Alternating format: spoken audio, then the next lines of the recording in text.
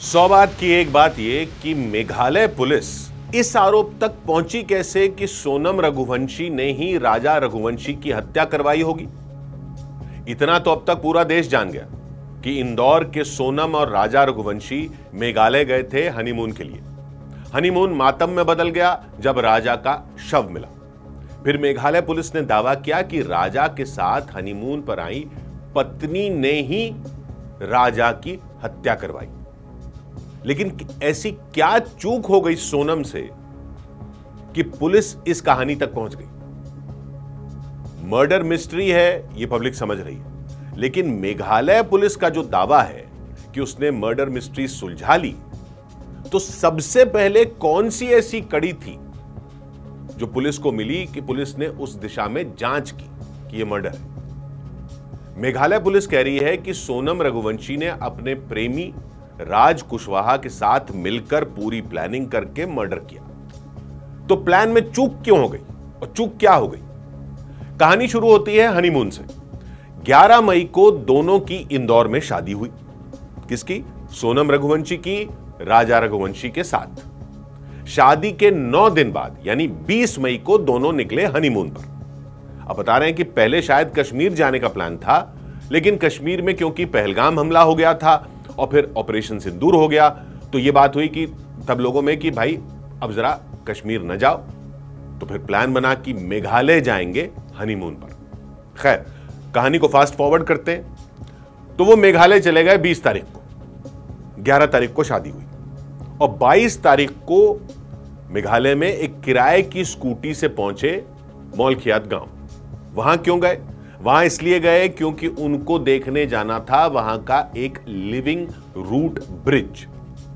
मेघालय में living root bridge होते हैं। ये पुल होते हैं जो बनाए जाते हैं रबड़ के पेड़ों की जड़ों को बांधकर। रूट मतलब पेड़ की जड़ें, इसलिए इन पुलों को कहते हैं लिविंग रूट ब्रिज। तो जो कोई भी मेघालय जाता है इन लिविंग रूट पुलों को जरूर देखने जाता है। जहां ये दोनों पति पत्नी गए थे वहां एक double decker living root bridge है, यानी डबल, एक के ऊपर एक, इसलिए काफी मशहूर है। तो जहां इन्होंने किराए की स्कूटी खड़ी की वो जगह है मौलखियत गांव।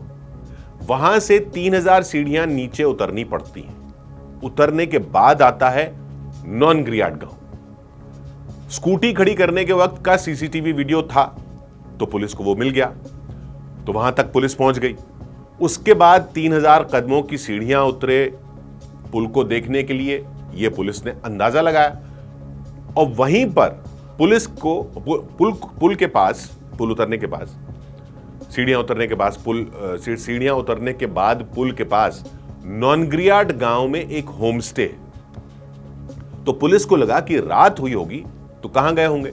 तो पता चला कि वहां होम स्टे में रात रुके थे और फिर अगली सुबह वहां से निकल गए थे। अब जरा ध्यान दीजिएगा, 22 तारीख को लिविंग रूट पुल देखने आए, रात को रुके, अगली सुबह यानी 23 मई को सुबह 6 बजे होम स्टे से चेकआउट कर लिया और किराए की स्कूटी से फिर घूमने फिरने निकल गए। उसके बाद कहां गए, किसी से कोई कांटेक्ट नहीं था।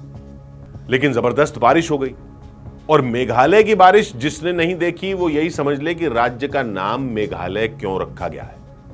मेघ का आलय है वो, बारिश रुकती नहीं है वहां। तो बहुत तेज बारिश हो गई तो सर्च ऑपरेशन में बाधा आई।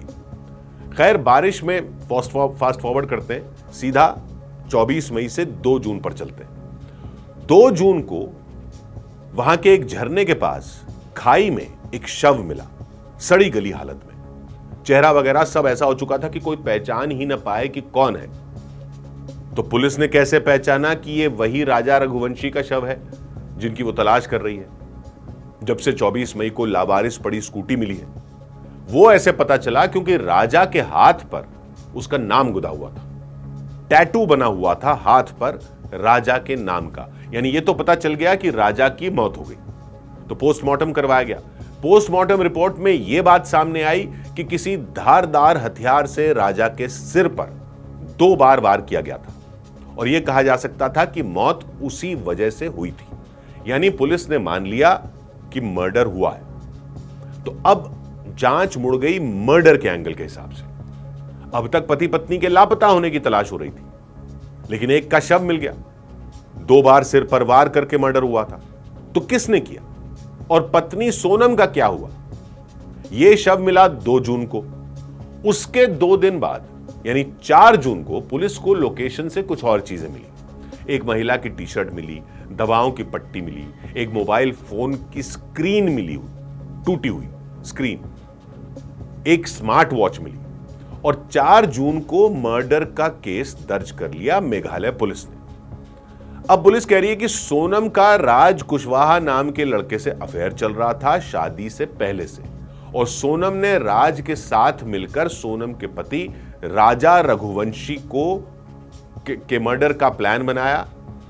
शादी के 1 हफ्ते बाद, शादी 11 तारीख को ही, 1 हफ्ते बाद 16 से 18 तारीख के बीच शादी का ये मर्डर का प्लान बनाया गया। राज कुशवाहा ने 3 भाड़े के हत्यारों को सुपारी दी, विशाल चौहान, आनंद कुमार और आकाश राजपूत। इन तीनों को सुपारी दी राजा को मारने की, और सोनम ने अपने पति राजा के साथ 19 तारीख को, जब ये प्लान पूरा फाइनल हुआ उसके अगले दिन 19 तारीख को मेघालय जाने का प्लान बनाया राजा के साथ सोनम ने, और 20 तारीख को वो हनीमून के लिए निकल गए।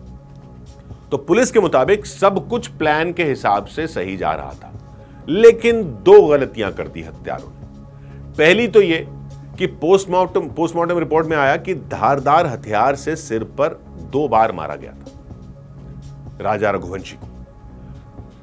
तो हत्यारों ने सोचा होगा कि शव को फेंक दो, जब तक मिलेगा सड़ गल चुका होगा।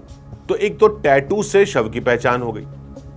तो जब पोस्टमार्टम में आया कि 2 बार धारदार हथियार से मारा, तो शायद हत्यारों को यह अंदाजा नहीं था कि फोरेंसिक एक्सपर्ट घाव को देखकर यह भी पता लगा सकते हैं कि घाव करने वाला हथियार कैसा रहा होगा। तो घाव का साइज और शेप देखकर हथियार की ड्राइंग बनाई जाती है। वो ड्राइंग से पता चला कि ये तो दाव है। ये एक हथियार होता है दाव, मशेटी, अंग्रेजी में कहते हैं मशेटी और वहां कहते हैं दाव। मशेटी एक छोटी सी मजबूत तलवार टाइप का हथियार होता है, पूर्वोत्तर में इस्तेमाल होता है दाव। तो यह पता लगा कि यह दाव से हत्या हुई है। दाव से हत्या हुई है तो क्या लोकल लोगों ने की होगी, वहां इस्तेमाल होती है दाव? लेकिन नहीं, यही तो सबसे बड़ी चूक हो गई हत्यारों से। उन्होंने शायद सोचा कि पूर्वोत्तर के हथियार से हत्या होगी तो यही माना जाएगा कि वहां के लोगों ने की होगी, लेकिन उनको शायद यह नहीं पता था कि वहां अलग अलग इलाके में अलग अलग दाव का इस्तेमाल होता है। वहां जो लोकल खासी दाव होती है उसकी शेप अलग होती है, उससे अगर घाव होता तो अलग शेप और साइज का होता। यह था तो दाव का घाव, लेकिन यह दाव असम वाली थी। यानी पुलिस इस निष्कर्ष पे पहुंची कि यह हथियार बाहर से लाया गया था। यानी पुलिस समझ गई कि यह तो लोकल लोगों का काम नहीं है, यानी किसी ने प्लानिंग करके यहां मर्डर किया है बाहर से हथियार लाकर, और यह दिखाने की कोशिश की है कि यह लोकल लोगों ने किया। लेकिन दाव जो इस्तेमाल की उससे कहानी खुल गई। और फिर पकड़ी गई दूसरी गलती। पुलिस ने चेक किए सोनम के कॉल रिकॉर्ड। उनमें यह निकल के आया कि वो उन दिनों एक नंबर से बहुत ज्यादा बात कर रही थी, और जब वो गायब हुई तब उस नंबर की लोकेशन भी सोनम की लोकेशन के पास पाई गई। यानी सोनम किसी के साथ संपर्क में थी जो उनके गायब होने से पहले उनके पास कहीं पहुंच चुका था। तो एक तो दाव जिससे हत्या हुई, वो हत्यारों ने गुवाहाटी से खरीदा शायद, और सोचा कि मेघालय का दाव और असम का दाव एक जैसा ही होता होगा, लेकिन पुलिस ने घाव से पकड़ लिया दाव। फिर वो नंबर जिससे सोनम बात कर रही थी उसकी लोकेशन भी लास्ट में उनके पास पाई गई। तो मेघालय पुलिस के मुताबिक फिर तो उनको कंफर्म ही हो गया कि बाहर वालों ने प्लान करके यह किया और सोनम इसमें शामिल लगती है। इन 2 बड़ी चूक से मेघालय पुलिस ने फिर जांच शुरू की, कड़ी से कड़ी जोड़ना शुरू किया और दावा किया कि पूरी कहानी खोलकर रख दी है। तो यह पुलिस की ही थ्योरी अभी तक अदालत में साबित नहीं हुई है। जब तब तक ये पुलिस की थोड़ी है। लेकिन अगर सही निकलती है तो एक बार फिर साबित हो जाएगा कि कातिल कितना ही शातिर क्यों ना हो, जुर्म के निशान छोड़ ही देता है। 100 बात की एक बात।